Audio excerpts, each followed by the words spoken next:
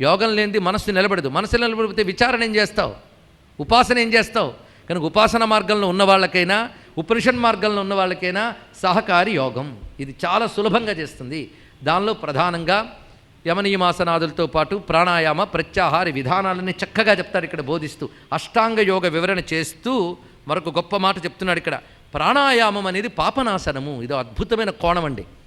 ఇప్పుడు ప్రస్తుతం యోగా సెంటర్లు ఈ పాయింట్ చెప్పవు.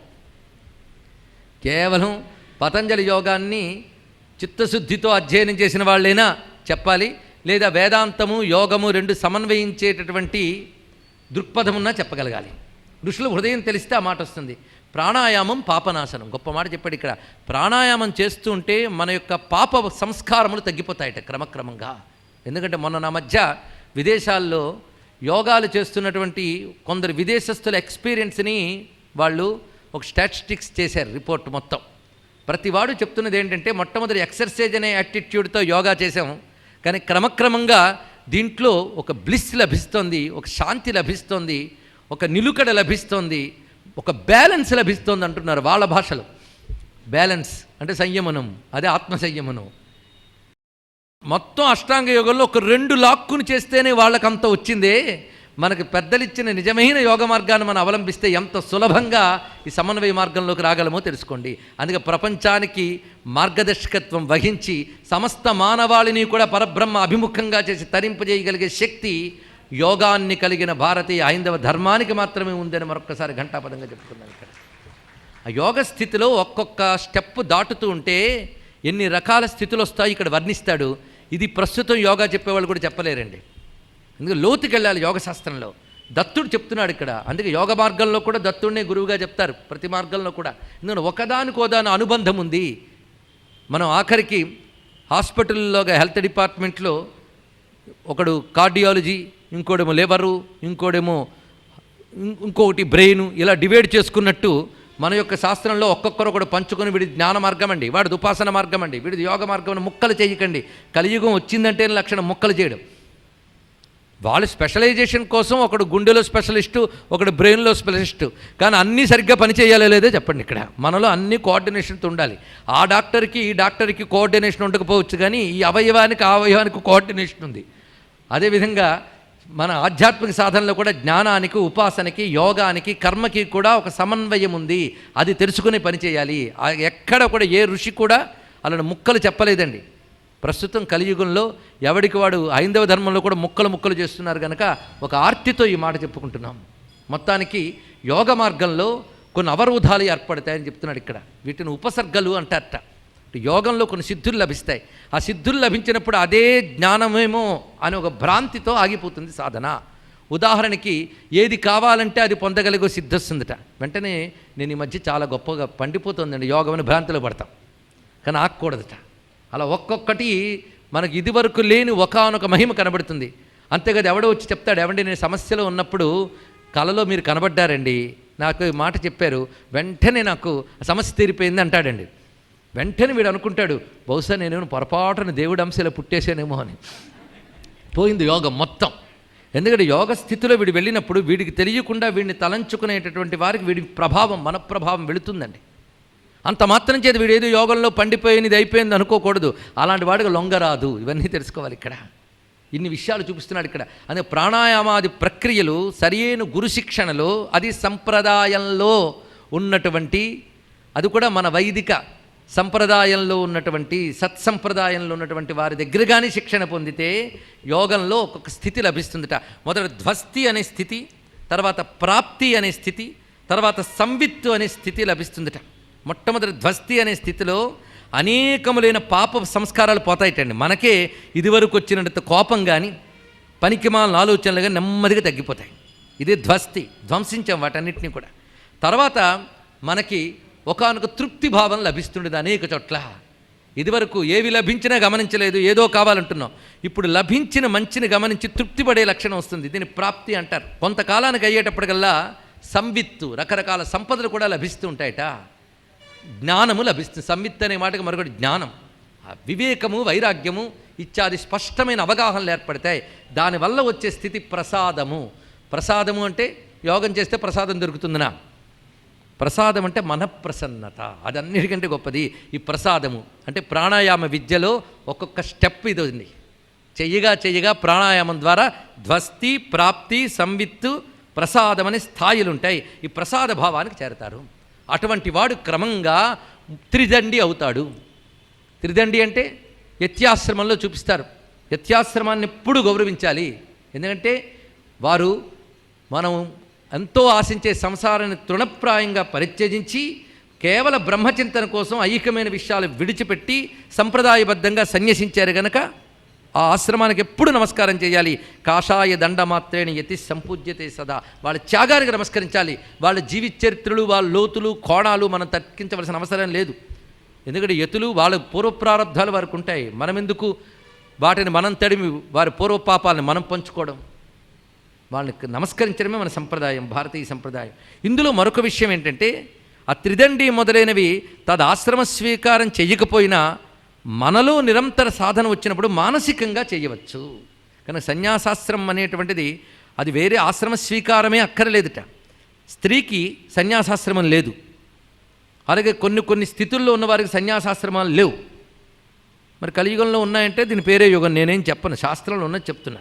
స్త్రీకి సన్యాసాశ్రమం లేదు కానీ సన్యాస స్థితి లేదని చెప్పడానికి లేదు. ఇప్పుడు మదాలస సన్యాసం అవునా కదా చెప్పండి. ఇక్కడ ఆలోచించండి. ఇక్కడ మదాలస సన్యాసే. అటు భర్త ఉన్నాడు, పిల్లలున్నారు, మరి సంతానం పొందిందే, మరి సంసారంలో ఉంది కదా, పిల్లల్ని తీర్చిదిద్దింది, కానీ సన్యాసే. కనుక సన్యాసం మనస్సుకు సంబంధించిన జ్ఞానానికి సంబంధించిన స్థితి కానీ శరీరానికి సంబంధించిన యూనిఫారం కాదు. ఇది తెలుసుకోవాల్సింది. ఆ స్థితి ప్రతివాడు సాధించవచ్చు. సాధించాలంటే భగవంతుడిని ఆశ్రయించి పవిత్రంగా జీవిస్తే ఆయనే నిన్ను సన్యాసంగా చేస్తాడయ్యా. సన్యాసకృత్యమశాంత, ఎందులో నామాలు ఇవి? సన్యాసకృత్యమశాంతో నిష్ఠా శాంతి పరాయణ. ఆ నామాలు అలా తీయండి. నిష్ఠ, శాంతి, పరాయణ. విష్ణు సహస్రం చదివితే పుణ్యమండి. కనుక మేము అందరం కూర్చొని చదువుతాం. చదవండి, మంచిదే. కానీ అందులో ఏం చెప్పాడు కొంచెం ఆలోచించండి. మరీ సీడీల్లాగా క్యాసెట్లాగా అయిపోతే ఎందుకు? స్పృహైనా ఉండాలా నామంలో. సన్యాసకృత్, సన్యాసముని ఇస్తాట ఎవరు? విష్ణువు. అంటే ఇలా రారా నీకు కాషాయం ఇస్తాను, దండం ఇస్తాను అర్థం. నీ మనస్సుకు ఆ సన్యాస స్థితిని ఇస్తాడు ఇక్కడ. అది ఇందులో గ్రహించవలసిన గొప్ప పదం. అందుకే సన్యాస స్థితి త్రిదండి అవ్వాలి ప్రతివాడు అన్నాడు. త్రిదండి అంటే ఏమిటో చెప్తున్నాడు ఇక్కడ దత్తుడు. వాగ్దండ, కర్మదండశ్చ, మనోదండశ్చ తే త్రయ, యస్యైతే నియతాదండా సత్రిదండి మహాయతి. త్రిదండి అంటే ఏంటో చెప్తున్నాడు.